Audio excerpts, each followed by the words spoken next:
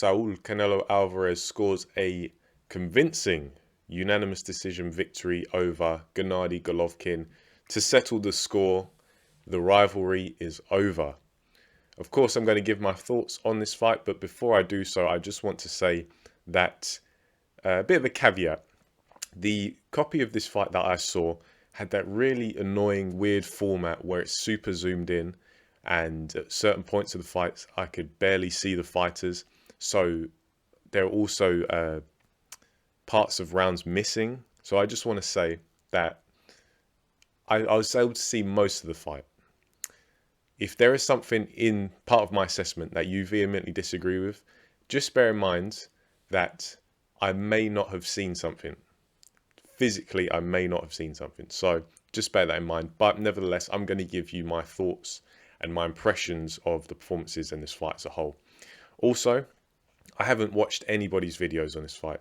I've refrained from doing so. I haven't seen Hatman, G-Man, Chris Andre, Box on the Edge. I haven't seen their videos. I've just watched the fight.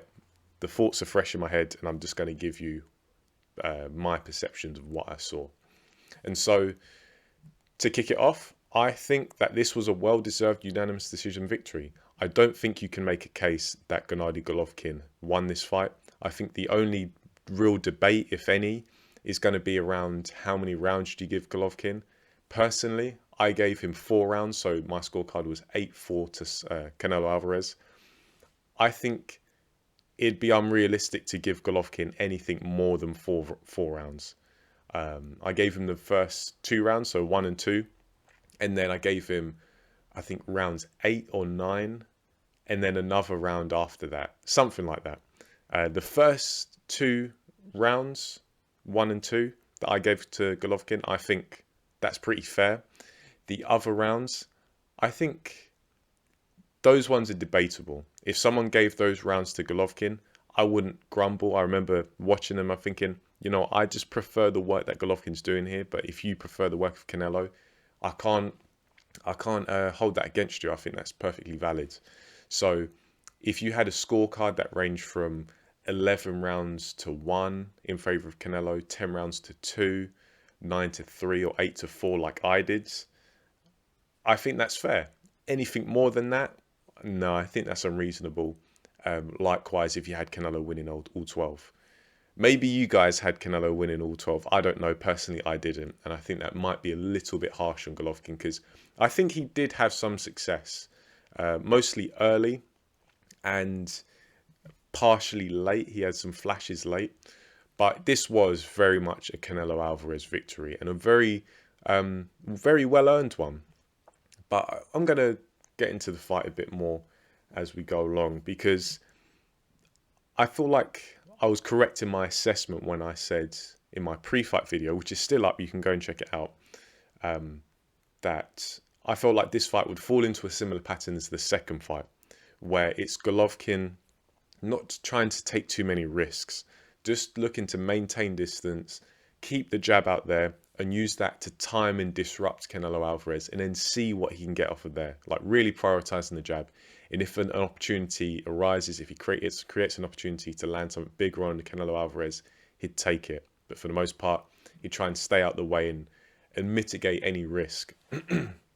And I feel like I was pretty spot on with that. And I also, you know, I'm not trying to score as many points as I can. I predicted the fight correctly. I thought Canelo Alvarez would win on points. Many people were picking Canelo Alvarez to just completely blast Golovkin away. I never saw that. And it wasn't because I couldn't understand where they were coming from. I did. Obviously, you have Canelo, who, even though he's coming off of a loss, he's had a lot of momentum. He's been fighting recently. He's been fighting a lot of good fighters, dealing with them in convincing fashion. Bit off a bit more than he could chew against Bivol, but against Golovkin, there's familiarity. Golovkin, on the other hand, has also looked vulnerable. He's looked ragged in fights. He's been hurt a couple of times, especially to the body. And it just seemed like this would be the perfect opportunity for Canelo Alvarez to score a stoppage. And so I 100% agree why people would have that belief and they'd predict that. But in my head, when I've seen these two fight, it's always been super competitive. And in case you don't know, in case you haven't watched any of my prior videos about this fight, I had Golovkin winning the first two fights by 2 rounds, either that or a draw. So very competitive in my eyes. And I just saw it as Golovkin having a style that is always going to provide some tricky moments for Canelo, but also maybe it's part of the familiarity, but Golovkin just understanding what Canelo Alvarez is trying to do and being able to offset it. I feel like that was evident when these two guys first fought 5 years ago and 4 years ago. But the difference in this fight was that Canelo in recent years, has really improved his pressure fighting ability. And it's not a lot. He hasn't added any special effects, but he's just added a few more slight tweaks and improvements that have come together to make him a lot more effective when he's coming forward and looking to be the aggressor. Because if you look at that second fight, where, as I say, it was a similar pattern in this fight, where Canelo was coming forward, Golovkin was looking to maintain distance. Golovkin had a lot more success because Canelo Alvarez coming forward was a lot more static. There wasn't much of a dynamic element to what he was doing. And a lot of the time he'd just he'd get himself in range and then he'd just blast away with these punches. And you can't really have that much success at the highest level doing that kind of stuff. It's very flashy and it makes the highlights, but is it enough at the highest level? It's going to be hit or miss. It's touch and go. Whereas now Canelo's adding a bit more nuance to his pressure fighting ability in particular, where his hand placement's quite a bit better. He goes for a few more positions in terms of slipping forward, slipping backwards, giving Golovkin different looks, and just at the bare minimum, he's a bit more dynamic, so it gives him some motion to accelerate off of. And it's always going to be harder to pin a fighter down when they're doing that compared to when they're static. And that's what Canelo was doing. We know that Canelo is a great counter puncher, combination puncher, very explosive, but it can be quite situational. And Bivol showed that if you're just able to constantly interfere with Canelo Alvarez and cause him to reset with a lead hand, you can have success. Not only the lead hand, but the footwork, maintaining distance, moving at an angle, that kind of stuff. And Golovkin can do that, but at this stage in his career, and maybe in any stage of his career, he just couldn't do it as well as Bivol could. And so it allowed Canelo more opportunity. And Canelo, he wasn't stretched so much because he's smaller than Gennadiy Golovkin in terms of stature and reach. But that disadvantage is even more apparent when Canelo's going up against Bivol. See what I mean? So because that's the case, Canelo's he has to work so much harder to overcome an even bigger size disadvantage. Whereas against Golovkin, doesn't have to do that. Obviously, there's the age of Golovkin too, which definitely plays a factor. I think Golovkin in this fight, he wasn't as defensively responsible as he has been in the previous fights, because defensive responsibility is not like Golovkin has forgotten how to roll with punches and slip punches and whatnot, and be defensive after his offense. But it just takes so much more energy. It's an investment. You have to be proactive. And that proactivity, it takes up energy. It's more moving. Golovkin just wasn't as sharp. The timing wasn't as good. I don't think he was completely shot. For 40 years old, Golovkin's pretty well preserved, I want to say, relatively speaking. But against a 32-year-old Canelo who's likely still at his peak, it wasn't enough. In terms of the work that was done by both guys, I don't think this isn't the most impressive performance of either of their careers. I think not only were the first two fights more entertaining, but I think for the most part they were just able to get off better offense. Canelo, it goes without saying that he won the fight because his offense was better. Defense, regarding the jab, I still feel like he was getting times with the jab, but I think that's just something that Golovkin's probably always going to be able to do.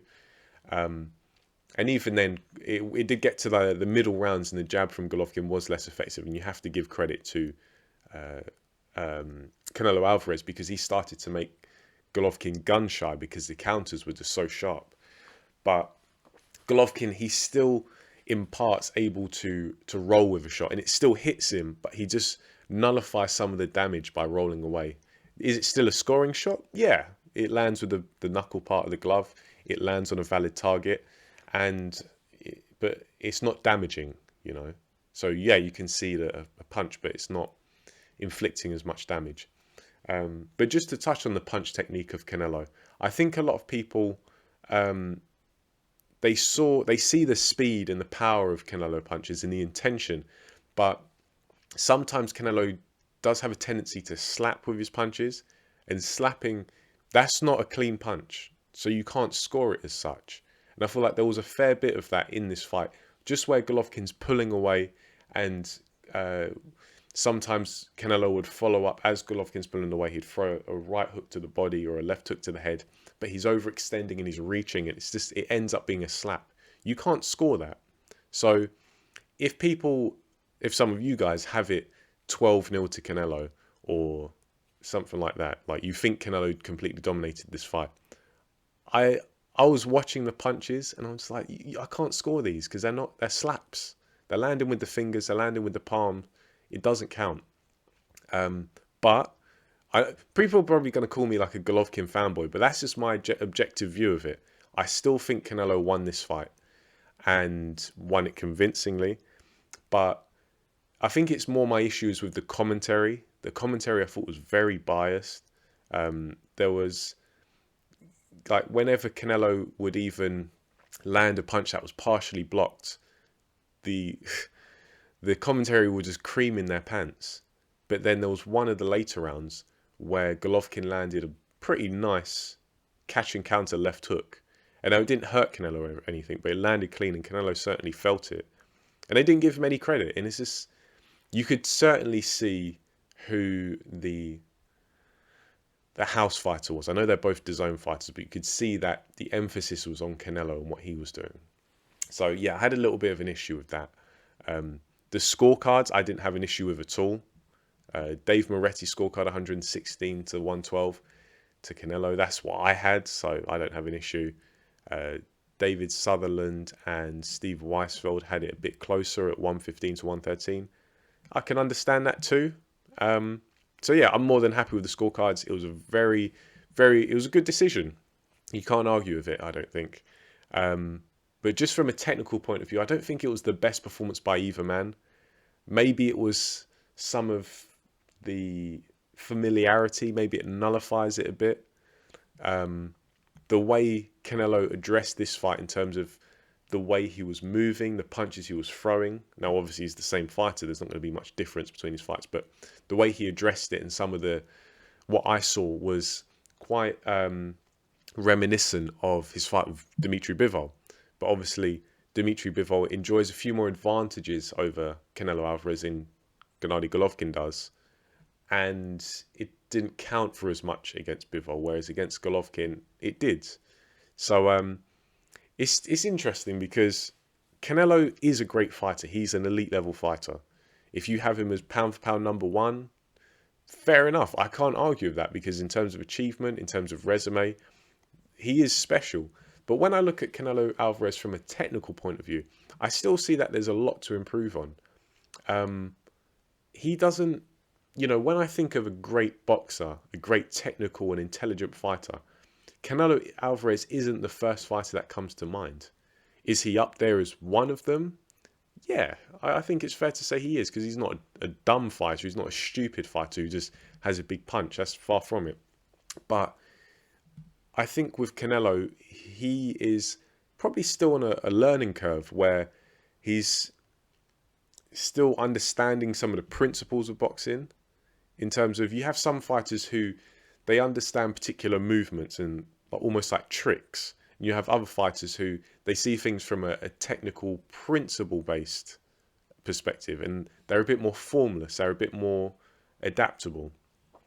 Saul Canelo Alvarez, I think, is in the former. I think he has a few tricks up his sleeves that he can just pull out and catch you out with, but I'm not sure how well it translates to other movements, other techniques. See what I mean?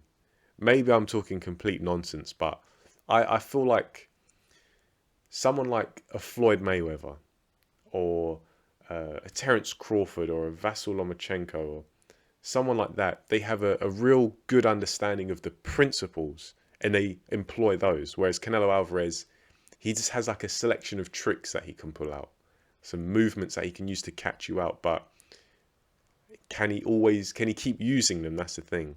And that's the difference at the highest level. But Canelo Alvarez is at the highest level. He's still undisputed super middleweight champion. It's interesting to see who he's going to fight next. Plenty of fights for him to go for. Benavidez, Charlo. I think the one that everyone, well, I say everyone expects, but Saul Canelo Alvarez wants is Dmitry Bivol. This doesn't change my opinion, this fight against Golovkin. It went exactly as I thought it would. I predicted that Canelo would win in the fashion he did. But Dmitry Bivol, I think next time around, he probably just beats Canelo just as convincingly as he did the first time around, maybe even more so. But if Canelo wants to go for it, hey, he's a proud man. He wants to get his own back. I wouldn't grumble if that fight happened next.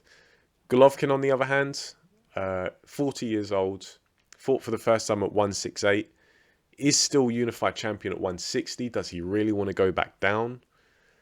I think that would be potentially a recipe for disaster if he did that. Because at 40 years old, his body wants to keep itself as comfortable as possible. Taking off, because people don't realize the jump from 160 to 168, 8 pounds. By boxing standards, that's pretty big. And at 40 years old, is it worth it?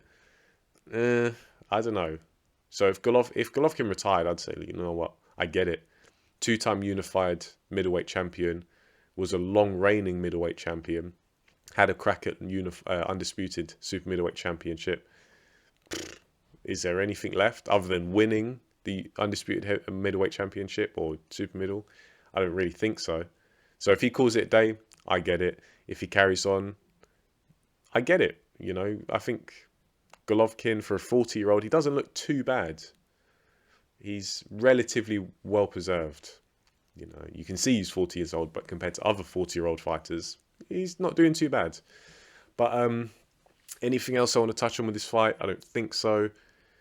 It was not as entertaining for my money as the first two fights. Wasn't a vintage performance from either man. But credit where credit's due. Saul Canelo Alvarez closes this chapter. He wins. He settles the score and scores, as I say, a convincing 12-round unanimous decision over arch nemesis Gennadiy Golovkin. And that is all she wrote. So that will be all from me today. Let me know what you think in the comment section below. Do you agree with my assessment? Do you disagree? Are you indifferent? Leave it all down there and I'll get back to you.